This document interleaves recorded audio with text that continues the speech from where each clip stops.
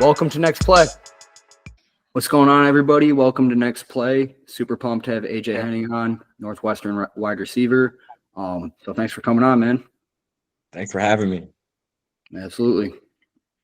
We were excited about the news we heard this week, you declaring for the NFL. So big congrats on that. Big time.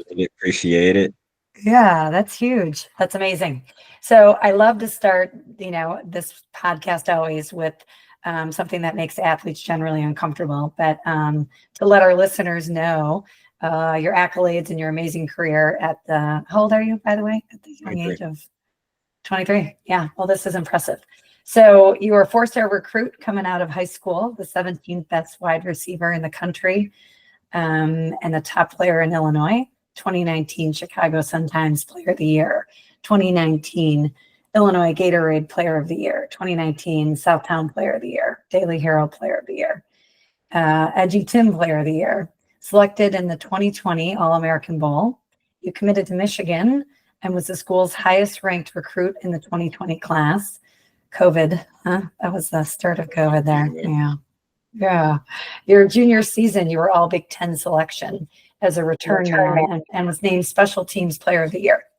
Then you transferred to Northwestern. What year did you do that? My first season was 2023. Okay. And you were the first Wildcat to post 4+ receiving touchdowns with at least 1 rushing touchdown since 2005.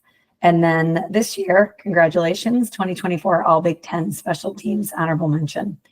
And again, the biggest thing, declaring for the NFL draft. So yeah. Yes, sir. I mean, I can jump into my first question. I mean, obviously there's no doubt you're a freak athlete. But how much of that success that you've had can you contribute to, your mindset on the field?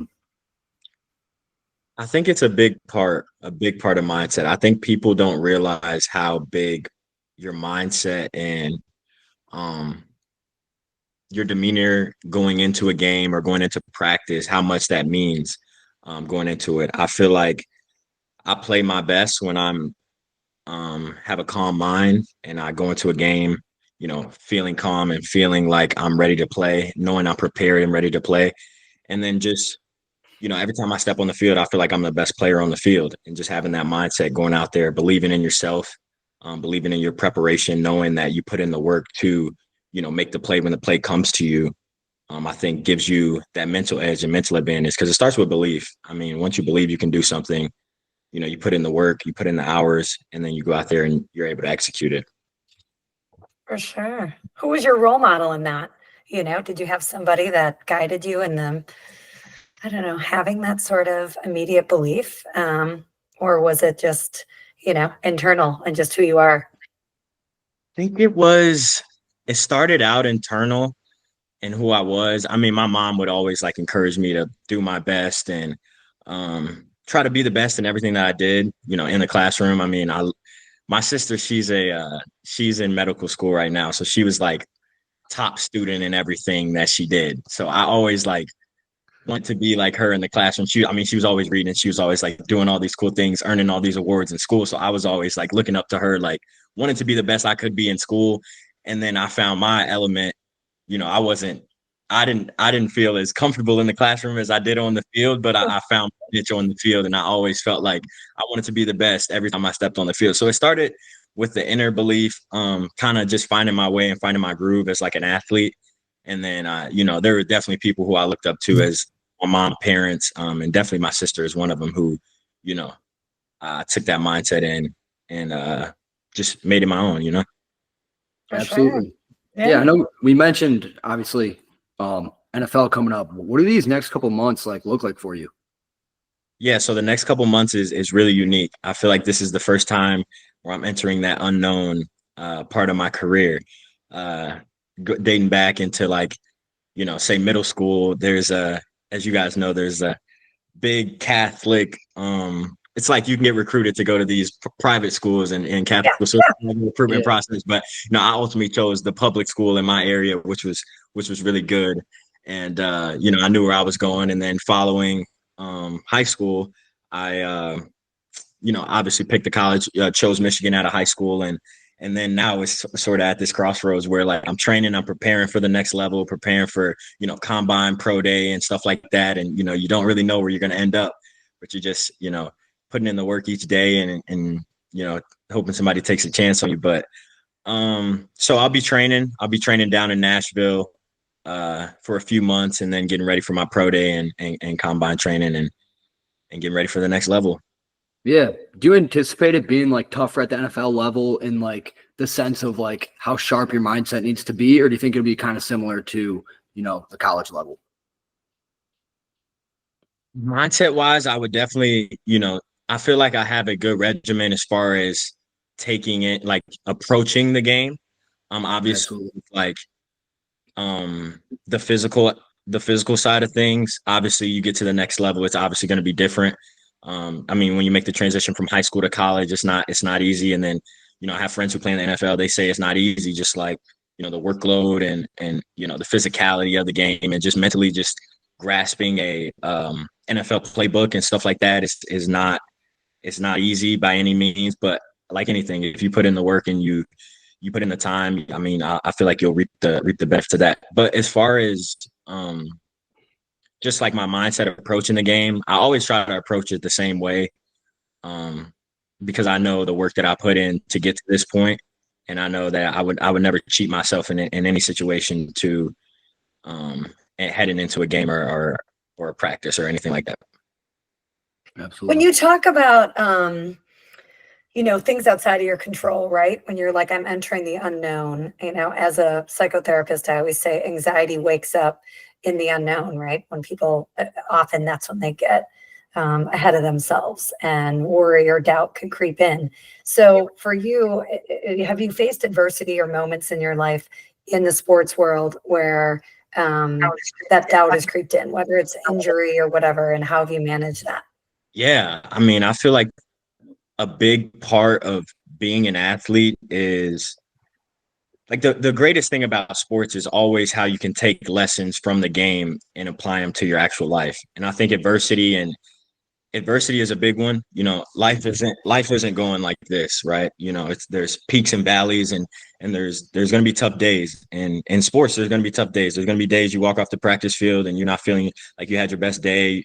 There's going to be games where you feel like you didn't play your best. And there's going to be times where injury happens. And those are things that are out of your control. And I felt like I've dealt with my fair share of injuries throughout my career. And as a younger player, it definitely weighed a big toll on me on how I felt, really just down about it, feeling sorry for myself about, why can't I play? Like, why me? Why did this happen to me? And it goes back to how I said my mom was a big, she's been a big part of my journey, but just being rooted in faith and just knowing that, God's plan is greater than my own. And just knowing that, you're going to come out on the backside of that injury better because of it. So, if there's any moment where I feel like, I was missing time because of an injury or anything like that, as I got older as an athlete, I just looked at it as a way to get better. What can I do now that I'm injured that I can contribute to the team, that I can continue to pour into myself, continue to pour into my teammates? Can I be an extra coach to young guys who are looking up to me? Can I be a guy who takes this time, although I can't participate physically? Can I participate mentally, sharpening my game in the room and stuff like that? So I just always try to find ways on how I can get better and I try to look at the positive in everything. So I just look at it in a means to get better from it. Yeah. Diving back to when you're playing, is there anything specific that you do before games to like lock in? Are you big on visualization, breath work, anything like that? Yeah, definitely breath work. Mindful meditation. I'll tell you, it started, a good friend of mine played at Michigan with me, and I've known him since my early days of high school, JJ McCarthy. He kind of introduced me to meditation. And I remember he gave me his Headspace login. I was like, he was always doing it like before games and stuff. And you see him like doing it under the goalpost and stuff like that. And I asked him about it one day, and I was like, what does that do for you? How does that help you and stuff like that? And I was just interested because I heard some of the top athletes. I know I heard Michael Phelps does it as well. And I just sort of asked him about it one day, and he just told me some of the benefits that he reaped from it. Gave me his Headspace login. Headspace is an app that, helps you guided meditation and stuff like that. And I tried it, and it was something that was different, but it was something that I worked on it, and I got better at it. And it's something that I actually implemented in my every game routine, just a moment of mindfulness that I can, just take a breath, acknowledge where I'm at, acknowledge that, we're about to play a game, where we are, taking a deep breath, controlling my breath, hearing it, just knowing where I am, knowing what's about to take place. And then after, those minutes where you're taking those breaths, you come back to, you're locked in, ready to go. And I do that right before we go out. Right after early warmups, we come back in to the locker room. People start getting ready, a little juiced up, some guys, but I'm more of those guys that like to be calm right before I play. I feel like I'm in the best mindset when I'm calm. And so I take my mindfulness right before kickoff, and I'm ready to go. Yeah, that's awesome. When you said calm, that's the goal, I think, of so many athletes that we work with. They'll say, I'm trying to get that performance flow. And I've watched you play all season, and you have a lightness about you, just this energy that I think people are drawn to finding you outside of your athletic ability. Your presence, is felt. I felt like watching you all year, so I enjoyed it very much. But when you talk about that calm mind and like clearing it, and you talk about visualization, is there something you visualize? Like, are you specifically thinking, about the opponent, that particular opponent that day, or just how you want to move in general? Yeah, I think it's about visualizing success. The week of preparation, we're running these plays that we're going to run that game.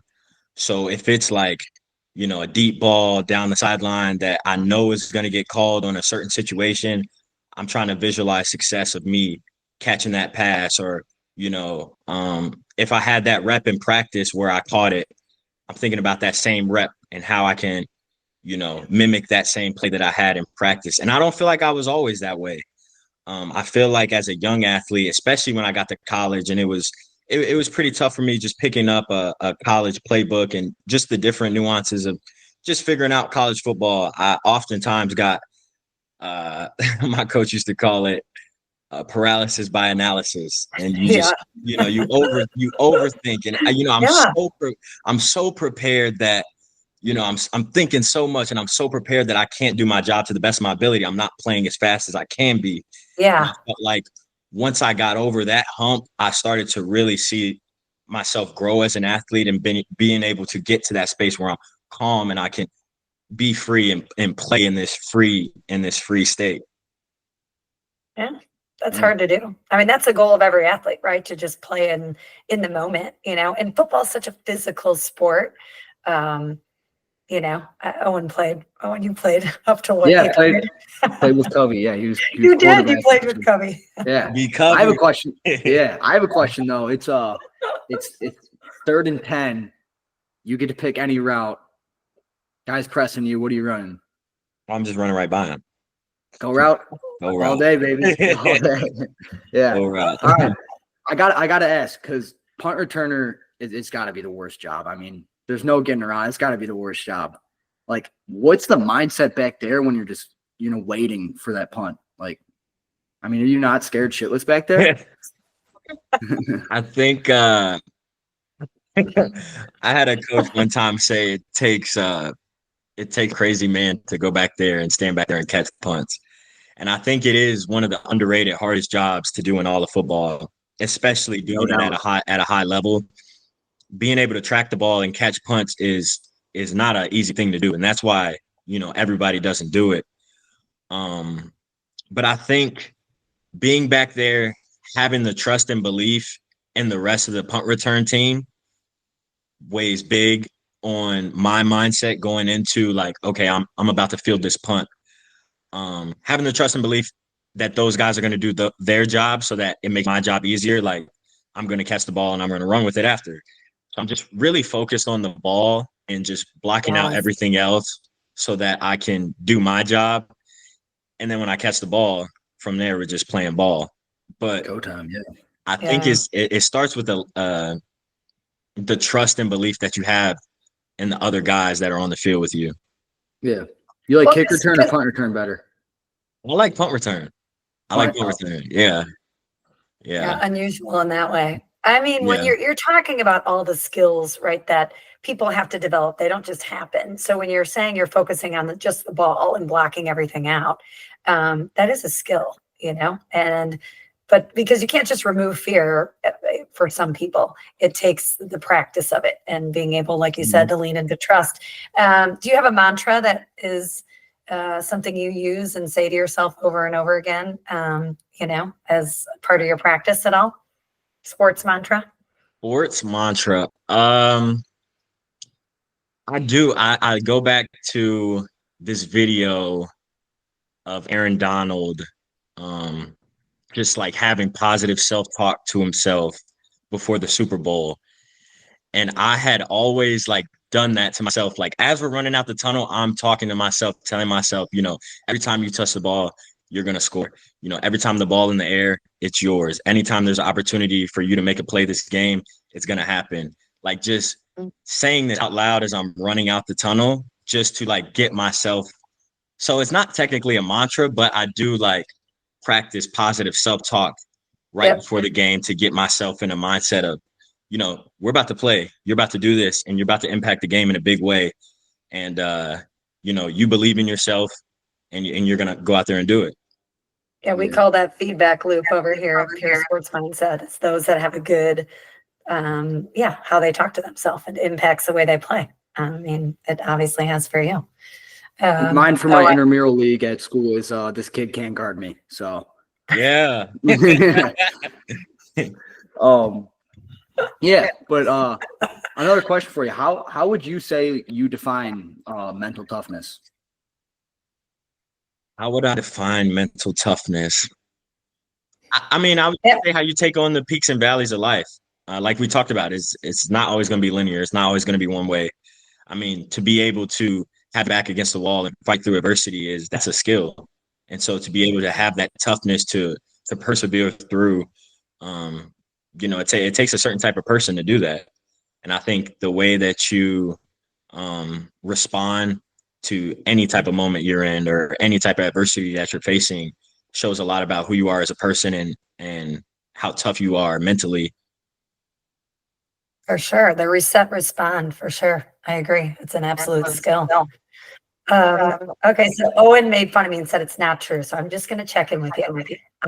Do you think there was more chippiness this year in the Big Ten? Like a little more like angst, fighting? I said it's always there. I mean, it just felt I like feel like it's always there. All right, I was wrong. Fine. No, but always there. The Big Ten is gritty. Yeah. Oh, I know. I mean, I went to Wisconsin. Big Ten is gritty. Yeah. I mean, it is, which is what I love about it. But how do you, I guess, from a mindset perspective, you said you're pretty calm. But when you look at football and that need to kind of find that hype and get real, like juiced up, right, in the moment, how do you think, for in general, football players, that balance of like staying in that perfect level of control is, right? So just curious what you think about that for the sport itself. I think it's hard.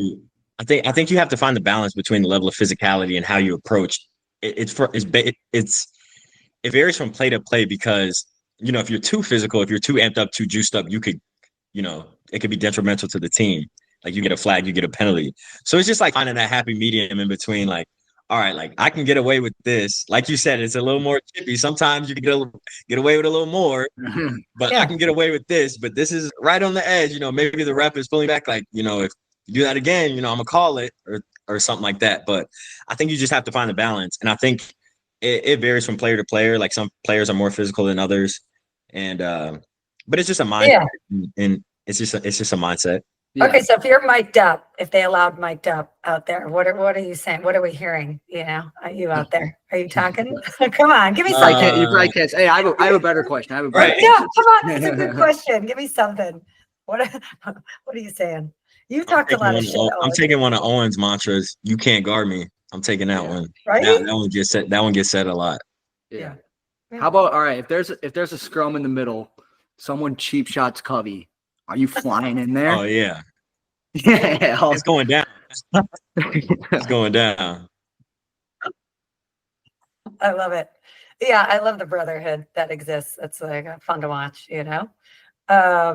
Well, it's super fun hearing you talk about it. And there's so many young athletes that look up to you.